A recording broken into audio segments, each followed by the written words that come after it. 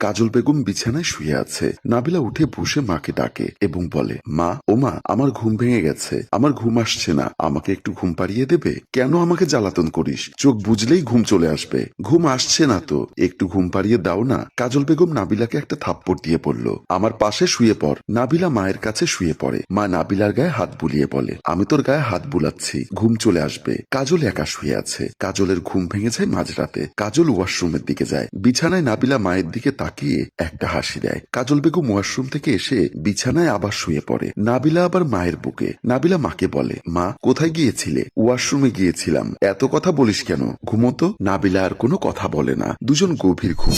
এরই মধ্যে সকাল হয়ে গেল। কাজল বেগম যখন চোখ খোলে তখন বিছানায় কেউ নেই। কাজল বেগম এদিক ওদিক দেখে বিছানা থেকে নেমে রুম থেকে বের হয়ে যায়। সোফায় বসে আছে কাজল। একদম আনমনা। রানা ও রিমি তারা বাহিরে যাবে, তাই মাকে বলে যাবে। মা কোনো কথা বলে না। মা, আমি তোমার বৌমাকে নিয়ে একটু বাহিরে ঘুরতে যাব। মা কাজল বেগম কোনো কথা বলে না। মা, আমরা বাহিরে যাব, তোমার জন্য কিছু আনবো কি? মা তাও কোনো কথা বলে না, শুধু আনমনা তাকিয়ে আছে।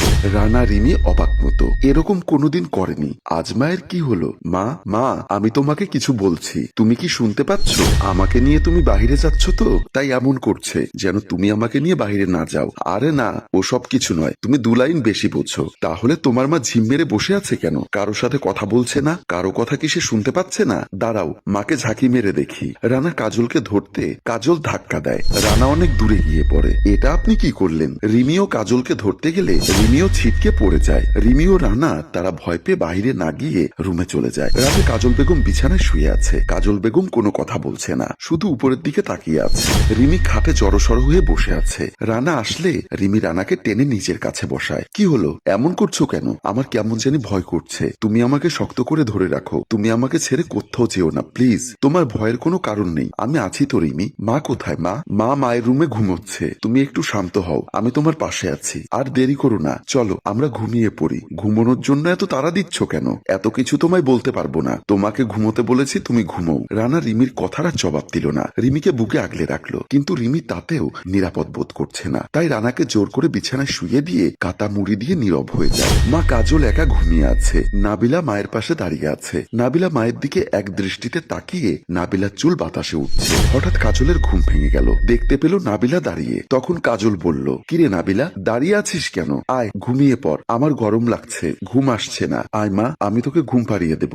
না, আমাকে গোসল করিয়ে দাও, তারপরে আমি ঘুমোবো। ঠিক আছে, চল আমি তোকে ওয়াশরুমে নিয়ে যাই। কাজল আর নাবিলা ওয়াশরুমে চলে গেল। নাবিলাকে কাজল গোসল করায় আর নাবিলা খুশিতে লাফাতে থাকে। পানির শব্দ শুনে রানা রিমি দেখতে আসে এত রাতে ওয়াশরুমে কে। রানা দেখে মা কাজল বের হচ্ছে। রিমি দেখে মায়ের সাথে একটি মেয়ে। নাবিলা ও কাজল রুমে ঢুকে যায়। তখন রিমি রানাকে বলে, আমি বলেছিলাম না এই বাসায় কিছু একটা আছে? তোমার মায়ের সাথে একটা মেয়ে ওয়াশরুম থেকে বেরিয়ে আসবে। তুমি মেয়ে কোথায় দেখলে? আমি তো শুধু মাকে দেখলাম। তুমি আমার কথা বিশ্বাস কেন করছো না? আমি একটি মেয়েও দেখলাম। আমি নিজের চোখকে কি করে অবিশ্বাস করি? তুমি কি বলতে চাও আমি মিথ্যা বলছি? এরই মাঝে কাজল এসে বলল, তোমরা এত রাতে ঝগড়া করছো কেন? ভেতরে যাও। তারা দুজন অবাক হয়ে ভয় পেয়ে যায়। তারা আর কোনো কথা না বলে ভেতরে চলে যায়। পরদিন সকালে রানা বাইরে যাবার জন্য বের হতে পেছন থেকে রিমি এসে বলে, তুমি কোথায় যাচ্ছ?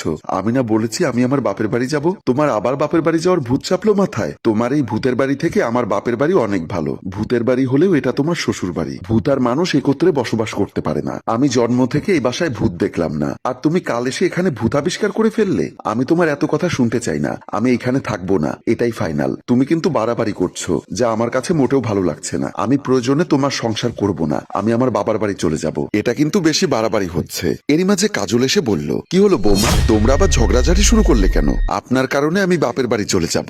আমার কারণে মানে? আমি আবার কি করলাম? তোমাদের সাথে তো আমার কোনো কথা হয়নি। এত বড় মিথ্যা অপবাদ দিও না বৌমা। রিমি, তুমি আমার মায়ের নামে এসব কি বলছো? তোমাকে আমার মা কি জ্বালাতন করেছে আমাকে বলো। বৌমা, এই সংসারের চাবি তোমাদের হাতে, আমার হাতে তো কিছুই নেই। আমি হলাম তোমাদের সংসারের অতিথি। ভূতের বাড়িতে আমি থাকবো না মা, আমাকে যেতে দিন। ভূতের বাড়ি মানে? মা, তোমার সাথে রিমি কোনো এক মেয়েকে দেখেছে বলে তাই? তাহলে তোমাকে দেখা দিয়েছে? কি বলছো মা এসব? কিসের দেখা? কার কথা বলছো? বৌমা, ওই মেয়ে তোমার কোনো ক্ষতি করবে না, কারণ নাবিলা আমার মেয়ে। আপনার মেয়ে মানে? নাবিলা তো মারা গেছে মা, তার অতৃপ্ত আত্মা আমার কাছে আসে। কেন, কি কারণে আসে? বৌমা, নাবিলার বয়সী আমার এক বোনের মেয়ে ছিল আমার কাছে। তার মা বেঁচে নেই, তাকে পালতাম। তাকে পালতে গিয়ে আমি আমার নাবিলার প্রতি অবিচার করি। মানে নাবিলা আমার কোনো আদর যত্ন পেত না। মা মরা মেয়েটাকে আদর করতাম। সেই কষ্টে নাবিলা আমার আত্মহত্যা করে মারা যায়। আমার বোনের মেয়েটাকে বিয়ে দিয়ে দেই। আমি বুঝতে পারি নাবিলা আমার পাশে সবসময় থাকে, কখনো আমাকে দেখা দেয় আবার কখনো দেখা দেয় না, তাই তো আমি সবসময় নীরবে নীরবে থাকি। হয়তো তোমাকে নাবিলার ভালো লেগেছে তাই তোমাকে দেখা দিয়েছে, এতে ভয়ের কিছু নেই। আমার মেয়েটা শুধু একটু আদরের পাগল, কখনো তোমায় দেখা দিলে যদি একটু আদর করো তাহলে দেখবে তোমার গলায় গলায় ঝুলে থাকবে। কাজল চোখ মুছতে মুছতে রুমে চলে গেল। চলো তোমাকে তোমার বাবার বাড়ি দিয়ে আসি। না, আমি আমার ননদের সাথে দেখা না করে কোথাও যাব না। রানা রিমিকে জড়িয়ে ধরে। দর্শক, আমাদের এই গল্পটি যদি আপনাদের ভালো লেগে থাকে তাহলে লাইক, কমেন্ট ও শেয়ার করে অন্যকে দেখার সুযোগ করে দিন। ধন্যবাদ। আপনাদের অনুরোধ আসলে পরের পাঠ লেখা হবে। গল্পটি রচনায় আয়ুব মাহমুদ, পরিচালনায় রেজাউল কবির চৌধুরী, প্রযোজনায়